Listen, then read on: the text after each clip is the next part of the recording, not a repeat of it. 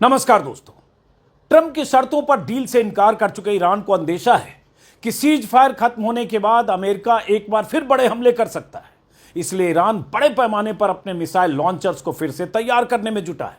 Iran के एक military commander के हवाले से खबर आई है कि 2 हफ्ते के सीज फायर के दौरान ईरान की मिसाइल और ड्रोन पावर पहले की तरह हो गई है।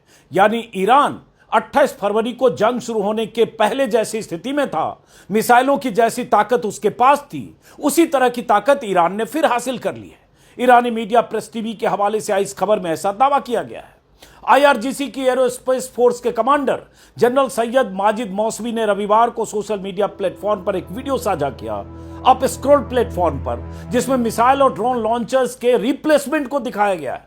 1 मिनट 19 सेकंड का यह वीडियो एक अंडरग्राउंड टनल का है, जिसमें बड़ी बड़ी मिसाइलें और ड्रोन दिख रहे हैं। आईआरजीसी की मौजूदगी दिख रही है और खास बात यह है कि इस वीडियो में खुद मौसवी भी दिख रहे हैं। वो खुद सैन्य अधिकारियों से मिल रहे हैं।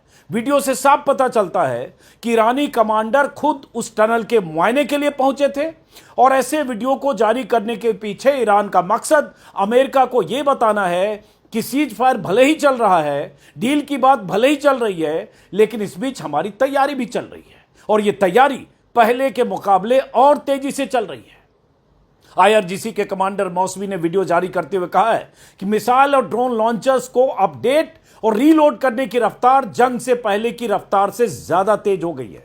मौसवी ने कहा कि युद्ध विराम शुरू होने के बाद अमेरिका को दुनिया के दूसरे छोर से धीरे धीरे गोला बारूद लाना पड़ रहा है, लेकिन हमने तो तैयारी कर ली है।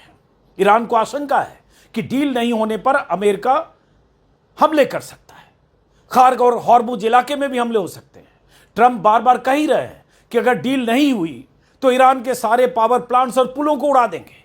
ईरान इन धमकियों का मुकाबला करने के लिए बहुत तेजी से अपनी तैयारी कर रहा है। न्यूयॉर्क टाइम्स, सीएनएन और वॉल स्ट्रीट जर्नल के हवाले से कई बार ये खबरें आ चुकी हैं। कल परसों भी आई हैं कि ईरान के पास अभी भी हजारों मिसाइलों का जखीरा मौजूद है। सीएनएन ने तो बाकायदा रिपोर्ट किया है कि अमेरिकी और इजरायली हमलों के जवाब में सैकड़ों मिसाइलें और ड्रोन खर्च करने के बाद भी ईरान के पास इतनी मिसाइलें हैं कि जंग लंबी खिंची तो अमेरिका और इजरायल के लिए बड़ी मुसीबत हो सकती है।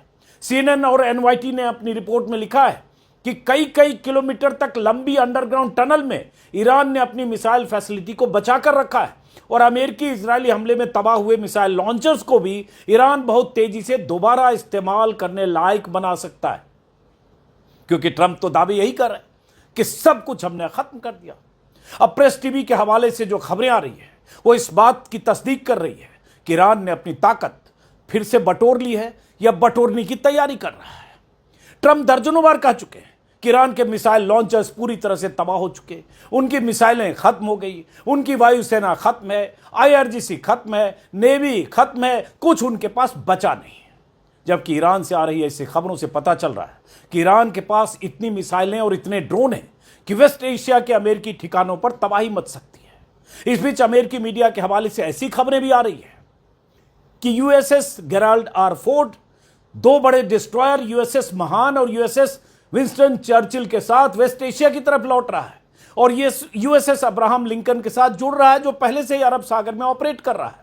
USS George एच.डब्ल्यू. बुश भी रास्ते में है और अप्रैल के अंत तक या अप्रैल के आखिरी हफ्ते तक पहुंचने की उम्मीद है। सीज फायर के ऐलान के पहले भी अमेरिका के करीब 1 दर्जन डिस्ट्रॉयर और वारशिप वेस्ट एशिया के इलाके में तैनात हो गए थे। 10,000 से ज्यादा एक्स्ट्रा मरीन्स और पैराट्रूपर्स भेजे गए थे। अब खबरें आ रही है कि अमेरिका अपनी तैनाती को और बढ़ा सकता है। इस बीच स्ट्रेट ऑफ हॉर्मुज जाने और आने वाले जहाजों को रोकने और चेकिंग करने के लिए अमेरिकी नाकेबंदी जारी है। ईरान इस नाकेबंदी का लगातार न सिर्फ विरोध कर रहा है, बल्कि इसे सीज फायर का उल्लंघन मानकर समझौते के लिए होने वाली मीटिंग में शामिल होने से सीधे तौर पर इनकार कर चुका है।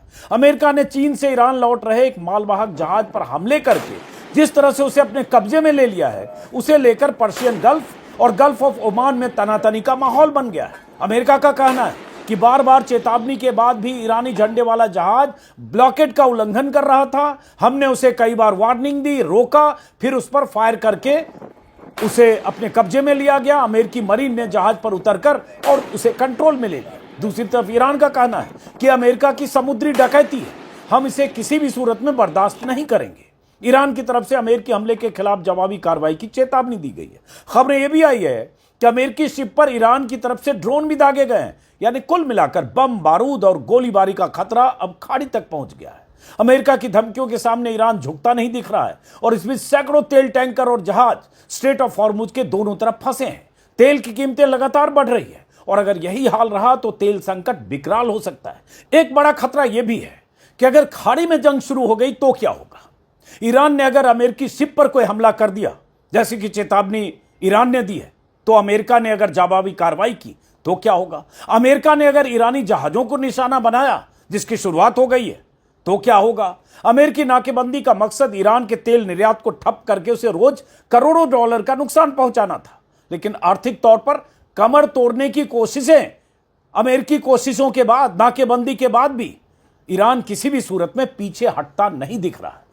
ईरान की तरफ से एक बयान आया है, तमाम तरह की तैयारियां पाकिस्तान में हो रही है। मैंने कल सुबह भी आपको वीडियो में बताया था कि कहीं कोई गुंजाइश दिख नहीं रही है कि ईरान इस बातचीत में हिस्सा लेगा। ट्रंप ने कल देर शाम ऐलान कर दिया कि उनके नुमाइंदे पाकिस्तान पहुंच रहे हैं। वहां से एडवांस पार्टी पहुंच गई, 3 या 4 जहाज पहुंच चुके।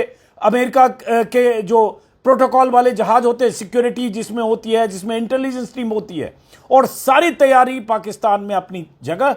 लेकिन ईरान का ये स्टैंड जो अभी कुछ देर पहले आया है, ईरानी विदेश मंत्रालय के प्रवक्ता इस्माइल बगई ने कहा है कि ईरान का पाकिस्तान में अमेरिका के साथ अगले दौर की बातचीत में शामिल होने की अभी कोई योजना नहीं है, ऐसा कोई फैसला नहीं लिया गया है। और उसके बाद उन्होंने कहा कि अब तक हमने बातचीत के अगले दौर के बारे में फैसला नहीं किया है। वजह बताई कि युद्ध विराम की शुरुआत से ही ईरान को वाशिंगटन की ओर से बदनीयती और लगातार शिकायतों का सामना करना पड़ रहा है। अंग्रेजी का हिंदी में बता रहा हूं, हालांकि उसमें शायद उन्होंने ईरानी पर्शियन में बोला होगा। इसमें है कि अमेरिका ने दावा किया था कि लेबनान युद्ध विराम का हिस्सा नहीं है, जबकि पाकिस्तान ने साफ तौर पर पहले शहबाज शरीफ की तरफ से जो कहा गया था। उसके बाद इन्होंने कहा है, विदेश मंत्रालय के प्रवक्ता ने, समझौता होने के बाद भी ईरान को स्ट्रेट ऑफ हॉर्मुज में समुद्री कार्रवाइयों का सामना करना पड़ा, जिसमें रविवार रात एक ईरानी मालवाहक जहाज पर अमेरिकी हमला भी शामिल है, जिसे युद्ध विराम और आक्रामक कार्रवाई हम मानते हैं। उसी में उन्होंने कहा कि अमेरिका का व्यवहार उसकी बयानबाजी से मेल नहीं खाता और यह असंगति पूरे प्रक्रिया के प्रति ईरान के अविश्वास को और गहरा करती है। ईरान अपने राष्ट्रीय हितों को ध्यान में रखकर ही भविष्य का कोई फैसला लेगा। उन्होंने ये भी कहा है कि ईरान पिछले साल बहुत ऐसा अनुभव अमेरिका के रवैये से कर चुका है जिसे नज़रअंदाज नहीं किया जा सकता। 2 बार कूटनीति के साथ विश्वासघात किया है, धोखेबाजी की है, ईरान की संप्रभुता और संपत्तियों पर हमले किए हैं।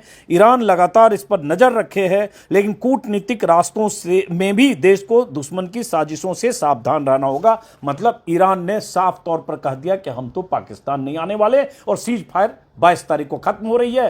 ट्रंप कह चुके हैं कि सीज फायर की मियाद हम बढ़ाएंगे नहीं। अमेरिकी टीम वहां पहुंच चुकी है। अब समझिए ट्रंप की कितनी फजीयत हो रही होगी। और अभी जब मैं वीडियो रिकॉर्ड कर रहा हूं, अमेरिका में रात हो रही होगी, शाम को जब शाम होगी 5 बजे 5:30 बजे, तब ट्रंप जगेंगे और भारतीय समय के अनुसार 5 से 7 के बीच वो इस तरह की धमकी, चेतावनी, उड़ा दूंगा और तबाह कर दूंगा वाले ट्वीट करते हैं, मतलब सोशल मीडिया पोस्ट लिखते हैं। तब कैसे ट्रंप रिएक्ट करेंगे इसका हमें इंतजार करना पड़ेगा, क्योंकि उनके लिए बहुत बड़ा झटका है, बहुत बड़ा धक्का है। उनकी टीम इंतजार कर रही है, लेकिन ईरान की तरफ से साफ कह दिया गया कि हम इस बातचीत में हिस्सा नहीं लेंगे, फैसला नहीं किया है। तो एक ये बयान है। दूसरी तरफ जिस तरह से हमले हुए हैं अमेरिका की तरफ से, ईरानी जहाज को कब्जे में लिया गया है, उसको लेकर भी सख्त बयान IRGC ने दिया है, जिसमें उन्होंने कहा है कि हम इसका हथियार बंद सैनिकों को उतार कर जिस तरह से अमेरिका ने हमारे जहाज पर कब्जा किया, इसका हम बदला लेंगे। वो क्या होगा। एक सैयद मोहम्मद मरांडी हैं, इंटेलेक्चुअल हैं ईरान के, और वो वार्ता वाली टीम में भी थे।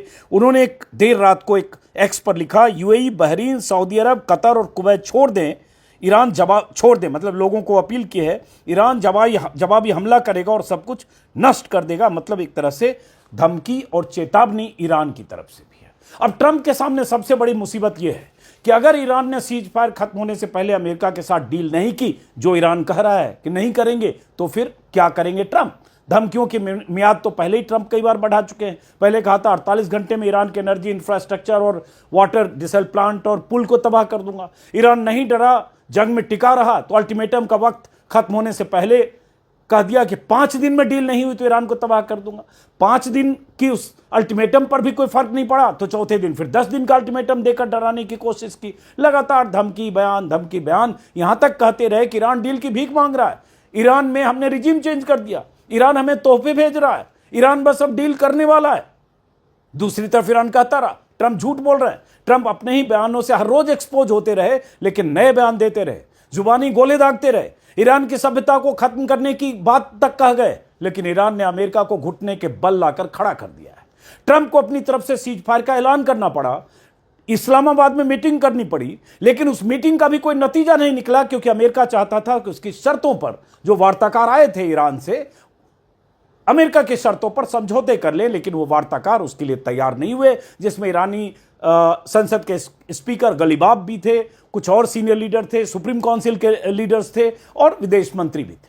तब जेडी वैंस ने प्रेस के सामने एड्रेस किया कि हमने बेस्ट ऑफर दिया, लेकिन ईरान ने एक्सेप्ट नहीं किया और अब हम वापस लौट रहे। और अमेरिकी प्रतिनिधिमंडल बैरंग वापस लौटा और वो प्रतिनिधिमंडल ईरान का इंतजार पाकिस्तान में करेगा, लेकिन ईरान ने कहा ना, हम तो इस तरह से बातचीत नहीं करेंगे जैसे अमेरिका चाहता है, और जिस तरह से यूरेनियम अमेरिका हमारा एनरिच यूरेनियम अपने कब्जे में लेना चाहता, हम किसी सूरत में ये नहीं होने देंगे। अभी मैं देख रहा हूं कि ईरान की जुडिशरी के प्रमुख का भी बयान आया है कि ये ईरान की संप्रभुता पर हमला है, हम अपना यूरेनियम किसी देश को नहीं दे सकते। और ऐसे बयान कई आ चुके हैं पिछले 24 घंटे में। ईरानी राष्ट्रपति मसूद पेजेश्कियन तक ने कह दिया है कि हमें शांतिपूर्ण परमाणु मुद्दे को, कार्यक्रम को बढ़ाने से अमेरिका रोक नहीं सकता, ये हमारी संप्रभुता पर, हमारे हक पर हमला है। ऐसे बयान आ चुके हैं। मतलब ईरान की पोस्टरिंग बहुत साफ और बहुत तेवर के साथ है, और उसी तरह से IRGC भी है। अब सवाल यही है कि 22 तारीख को मियाद खत्म हो रही है, और सीज फायर के पहले अगर ईरान का ये तेवर बना रहा, जो लग रहा है साफ तौर पर अब बयान आ गया, तो फिर अगले 2 दिन में क्या होने वाला है, हमें इंतजार करना पड़ेगा। और सबसे बड़ी बात, जब ट्रंप शाम को उठेंगे भारतीय समय के अनुसार शाम 5 बजे 6 बजे, और अमेरिकन समय के अनुसार 9.5 घंटे पीछे कर लीजिए दिल्ली से वाशिंगटन टाइम, तो सुबह 8 बजे 8:30 बजे जब वाशिंगटन में सुबह होती है, तभी वो इस तरह के बयान देते हैं। तो हमें उसका इंतजार करना पड़ेगा। फिलहाल इस वीडियो को यहीं खत्म करते हैं। पल पल जो भी जानकारी आती है, कोशिश करता हूं कि मैं अपने वीडियो के जरिए आपको अपडेट करता रहूं। हमारे YouTube चैनल को देखते रहें, सब्सक्राइब करते रहें, ज्वाइन करते रहें, इंतजार करते रहें अगली खबर का, अगले अपडेट का। नमस्कार।